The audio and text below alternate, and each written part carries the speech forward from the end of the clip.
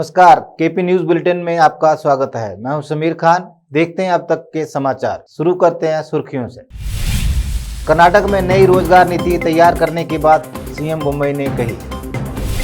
कर्नाटक में 405 नए कोविड-19 मामलों की रिपोर्ट, 4 संबंधित मौतें। दक्षिणपंथी कार्यकर्ताओं ने कर्नाटक के स्कूल में क्रिसमस समारोह को कथित रूप से बाधित किया। कर्नाटक में नेतृत्व परिवर्तन की बात को वरिष्ठ मंत्री अशोक ने किया खारिज। पूर्व पीएम अटल बिहारी वाजपेयी की 97वीं जयंती आज, राष्ट्रपति कोविंद और प्रधानमंत्री मोदी ने दी श्रद्धांजलि। देश भर में ओमिक्रॉन के कुल मामले हुए 415, एक दिन में 16% का इजाफा, टॉप पर महाराष्ट्र।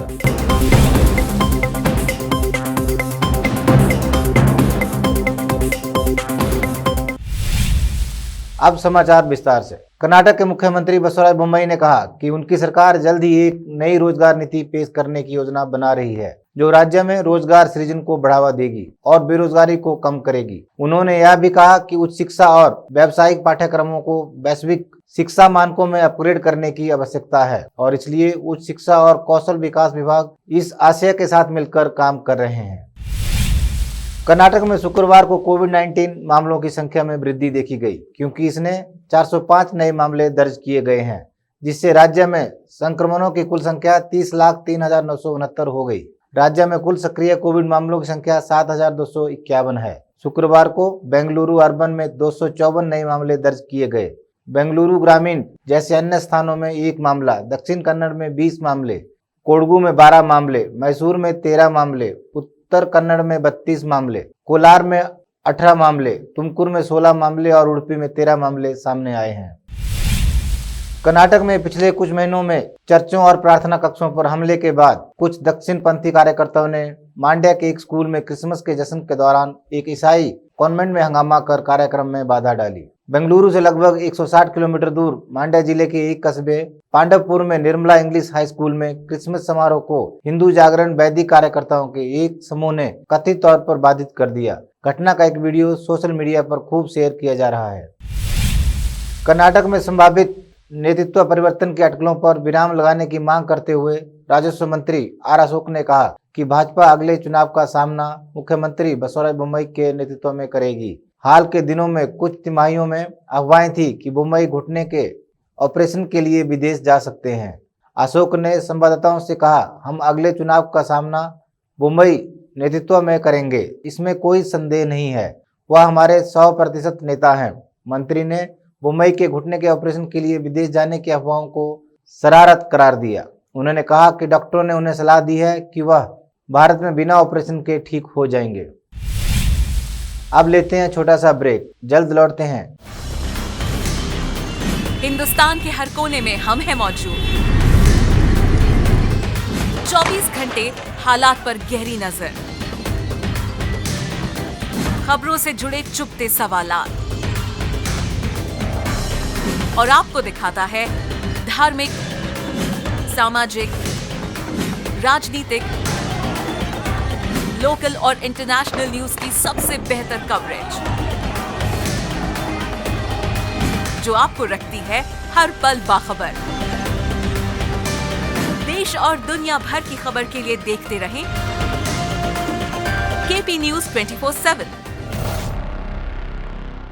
नूर एजुकेशन ट्रस्ट बीदर की ओर से चलाए जाने वाला Noor MEd college Bidar, recognized by NCTE Delhi and affiliated to Gulbarga University, Gulbarga.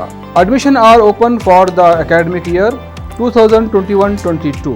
विशेषज्ञ और सक्षम शिक्षकों द्वारा शिक्षा प्राप्त करने के लिए नूर एमएड कॉलेज में दाखिला लें और शांत वातावरण में शिक्षा प्राप्त करें। बीदर शहर में बेहतर शिक्षा का एकमात्र केंद्र Noor MEd college, Shahpur gate, Bidar. Phone numbers 9945283920, 8482221297। Break के बाद देखते हैं अन्य समाचार। पूर्व प्रधानमंत्री अटल बिहारी वाजपेयी की आज 97वीं जयंती पर पूरा देश उन्हें नमन कर रहा है। राष्ट्रपति रामनाथ कोविंद और प्रधानमंत्री नरेंद्र मोदी ने सदैव अटल समाधि स्थल पर उन्हें पुष्पांजलि अर्पित की। प्रधानमंत्री नरेंद्र मोदी ने पूर्व पीएम वाजपेयी को श्रद्धांजलि अर्पित करते हुए कहा कि उन्होंने अपना पूरा जीवन भारत को मजबूत और विकसित बनाने के लिए समर्पित कर दिया। मोदी ने एक ट्वीट किया, आदरणीय अटल जी को उनकी जयंती पर कोटि कोटि नमन। उन्होंने वाजपेयी के योगदान की सराहना करते हुए कहा, अटल जी की जयंती पर उन्हें याद कर रहा हूं। उनकी देश सेवा हम सभी के लिए प्रेरणा है। उन्होंने भारत को मजबूत और विकसित बनाने के लिए अपना जीवन समर्पित कर दिया। उनके द्वारा किए गए विकास कार्यों ने लाखों भारतीयों के जीवन को प्रभावित किया। कोरोना के बढ़ते मामलों की वजह से भारत में सतर्कता बरतनी शुरू हो गई है। वहीं कोरोना का असर क्रिसमस त्योहार पर भी देखने को मिल रहा है। मिजोरम में यह त्योहार काफी धूमधाम से मनाया जाता है, लेकिन जब से कोरोना महामारी की शुरुआत हुई है तब से क्रिसमस के त्योहार पर पहले जैसे धूम देखने को नहीं मिल रही है। हालांकि इस बार पूर्वोत्तर के बाकी हिस्सों में गुवाहाटी और शिलांग जैसे शहर में इस बार कोरोना को लेकर प्रतिबंध कम है। मिजोरम के आइजोल में कोरोना के बढ़ते मामलों को लेकर सार्वजनिक कार्यक्रमों में जुटी रही भीड़ के मद्देनजर सख्ती बढ़ा दी गई है। इसकी वजह से क्रिसमस पर होने वाले समारोह और कैरोल गायब ही रहेंगे। देश भर में कोरोना वायरस के नए वेरिएंट ओमिक्रॉन के कुल मामले बढ़कर अब 415 हो गए हैं। एक दिन में ओमिक्रॉन के मामलों में 16% की बढ़ोतरी दर्ज की गई है। कल देश भर में ओमिक्रॉन मरीजों की कुल संख्या 358 थी, जो आज बढ़कर 415 हो चुकी है। कुल मामलों में से 115 मरीज ठीक हो चुके हैं। एक दिन में सिर्फ एक मरीज ही ठीक हुआ है, यानी संक्रमण की रफ्तार बहुत तेज है, जबकि इससे स्वस्थ होने की रफ्तार बहुत धीमी है। ओमिक्रॉन वेरिएंट अब देश के 17 राज्यों में फैल चुका है। सबसे ज्यादा केस महाराष्ट्र में हैं। वहां ओमिक्रॉन के कुल 108 मामले दर्ज किए गए हैं। इनमें से 42 मरीज ठीक हो चुके हैं। दिल्ली इस मामले में दूसरे नंबर पर है। यहाँ कुल 89 केस रिपोर्ट किए जा चुके हैं। इनमें से 23 मरीज ठीक हो चुके हैं।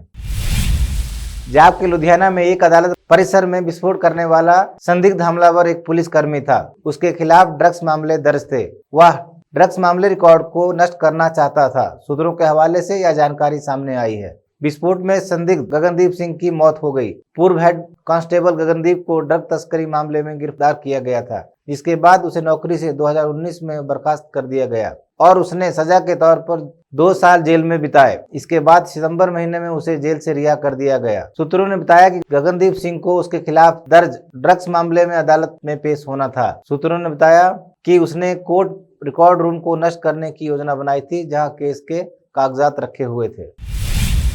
पाकिस्तान के प्रधानमंत्री इमरान खान ने उम्मीद जताई कि दक्षिण एशियाई क्षेत्रीय सहयोग संगठन के शिखर सम्मेलन के रास्ते में आने वाली कृत्रिम बाधा को दूर होने के बाद उनका देश इस सम्मेलन की मेजबानी करेगा।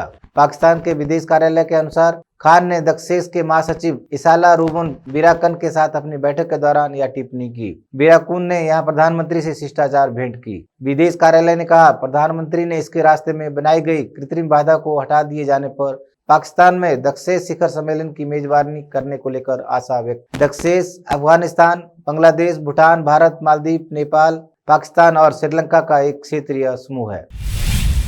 कोरोना की बढ़ती चिंताओं के बीच अमेरिका ने गुरुवार को वर्किंग वीजा के लिए नियमों में कुछ ढील दी है। अब वीजा कैटेगरी H1B, L1 और O1 के लिए पर्सनल इंटरव्यू नहीं देना पड़ेगा। वहां के स्टेट डिपार्टमेंट ने साल 2022 में वीजा जारी करने में आसानी को लेकर यह निर्णय लिया है, क्योंकि कोरोना का प्रसार अब भी देश में तेजी से हो रहा है। साल 2022 भी इससे अछूता नहीं रहने वाला है। पहले लोगों को वीजा के लिए पर्सनल इंटरव्यू राउंड से गुजरना पड़ता था, लेकिन अब H1B, L1 और O1 वीजा के लिए आवेदकों को अमेरिकी वाणिज्य दूतावास में व्यक्तिगत रूप से साक्षात्कार देने की आवश्यकता नहीं होगी।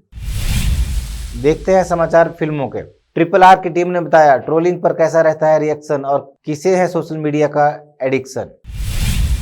खेल जगत के समाचार। रणवीर सिंह ने बताया कपिल देव की गेंदबाजी एक्शन को कॉपी करने में 3 से 4 महीने लगे।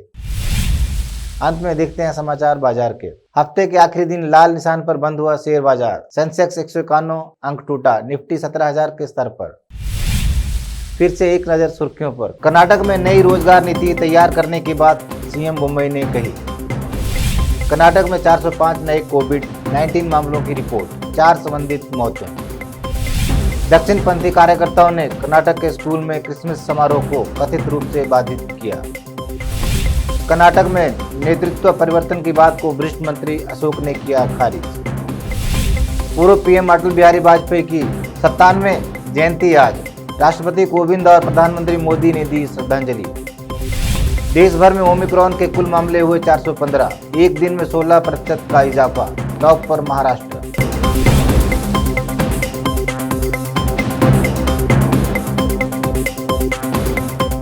केपी न्यूज में फिलहाल इतना ही। समाचारों के लिए जुड़े रहें केपी न्यूज 24/7 से। फिर मिलेंगे कुछ और समाचारों के साथ। धन्यवाद।